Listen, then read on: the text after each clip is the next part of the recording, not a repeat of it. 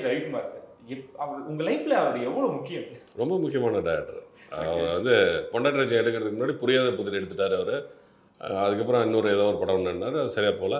அதுக்கப்புறம் பொண்டாட்டி ராஜா தான் அவருக்கு ஃபஸ்ட்டு ஹிட்டு 100 நாள் படம் அதுதான். கமல் சாரோட தெனாலி பண்ணார்.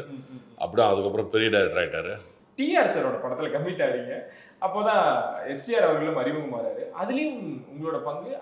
அவங்களும் எப்படி சார் உங்களை கன்வின்ஸ் பண்ணுவாங்க? ஏன்னா அவங்களோட கதை அப்படின்ற ஒரு விஷயம் இருக்கும், உங்களை சாட்டிஸ்ஃபைட் பண்ணக்கூடிய விஷயங்கள் இருக்கும். எப்படி நீங்கள் அவங்களோட 6 மாதம் 1 வருஷம் நான் டி ராஜன் வந்து எனக்கு கதை சொல்லி டேட் கொடுக்கறதுக்கு. ஓகே. அதுக்கப்புறம் நான் தான் ஹீரோன்னு சொன்னார்.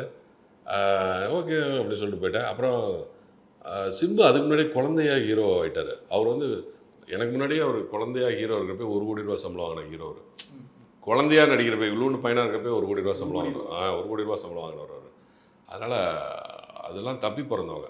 அதிசயமாக அதிசயப்பிறகு டி ராஜன்லாம் அஷ்டாவதானி. அவர் மாதிரிலாம் யாராலையும் செய்ய முடியாது. கதை, திரைக்கதை, வசனம், பாடல்கள் எல்லாம் எழுதி இயக்கி நடித்து பேப்பரே இல்லாமல், பாக்கெட்டில் பேப்பர் இல்லை, சீன் பேப்பர் இல்லை, பேட் இருக்காது, அப்படியே வந்து சொல்லி அப்படியே வந்து எடுத்து அப்படியே படமாக்குவார்.